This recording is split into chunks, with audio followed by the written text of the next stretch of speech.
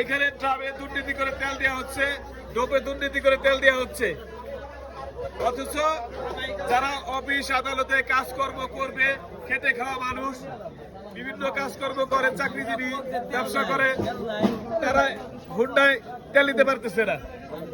দুপুরের পর থেকে যে হাজার হাজার মানুষ দাঁড়ায়, দুপুরের পর থেকে হাজার হাজার মানুষ দাঁড়িয়ে আছে। জানতে চাই আমরা যে ম্যানেজার কিভাবে 200 লিটার তেল নিজে টানতে ভরে রাখছে।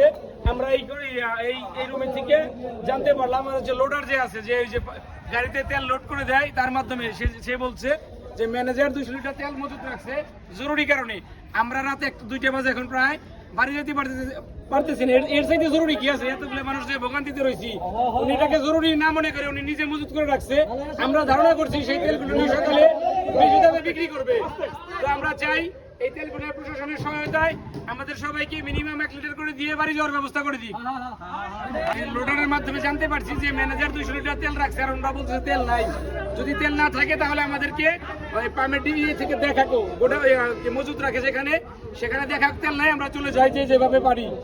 আর যদি না দেখাতে পারে তাহলে আমরা বিশ্বাস করবো তেল আছে, আমরা সিন্ডিকেট করে বেশি দামে বিক্রি করবে, এটা আমাদের বিশ্বাস। আর যদি ওনার তেল না থাকে আমাদের দেখাক, আমরা চলে যাই। ঠিক আছে।